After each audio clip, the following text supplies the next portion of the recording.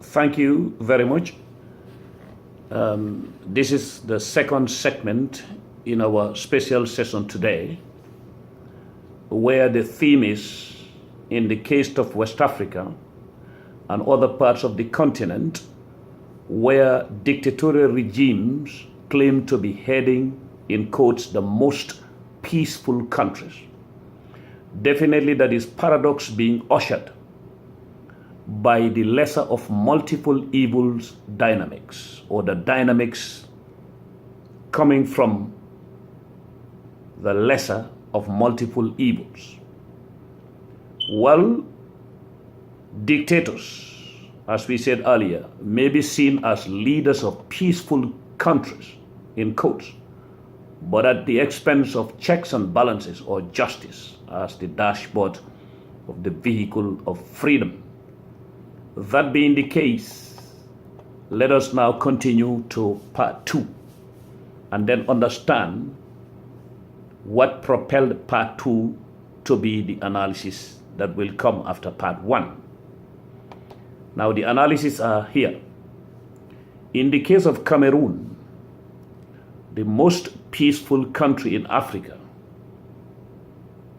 in respect of a documentary that came out on this very subject, it is a country where stability could be used as a remedy for areas in turmoil. Or it is a country projecting an image which has been produced in the form of a documentary, and the lessons learned therein could be used as a remedy for areas in turmoil. That indeed is arguable, because not many would agree with Cameroon of Paul Biya being used as a role model to remedy areas in turmoil. But the question here is now going to be an open-ended one, and definitely will be transformed into, a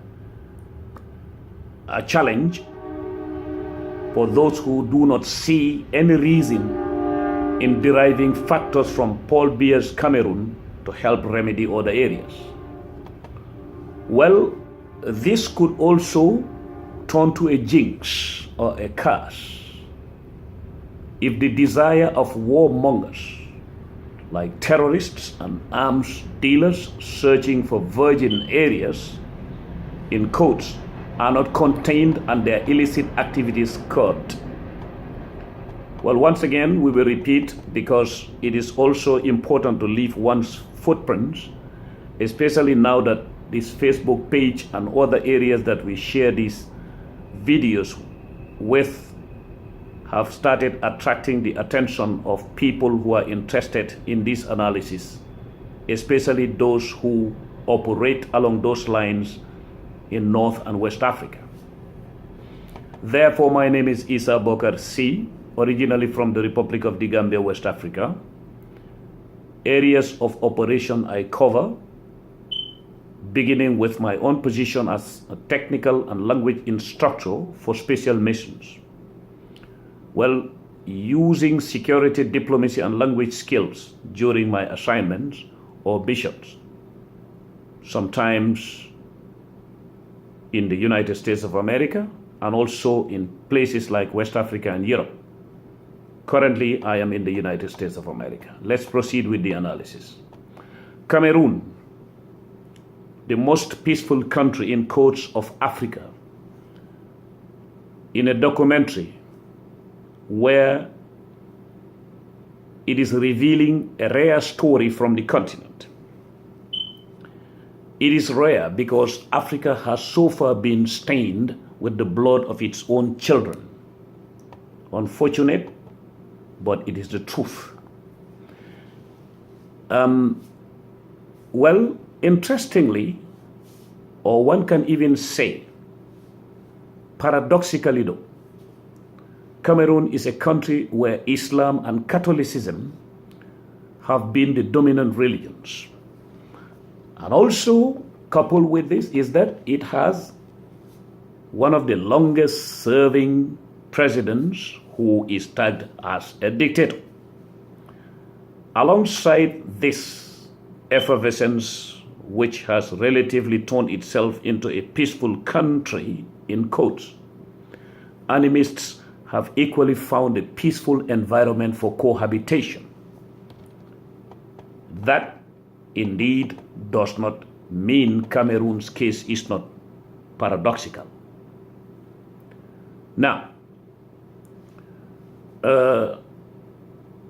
let us also reverse a little bit and come back to this point. Where these enemies have equally found a peaceful environment for cohabitation,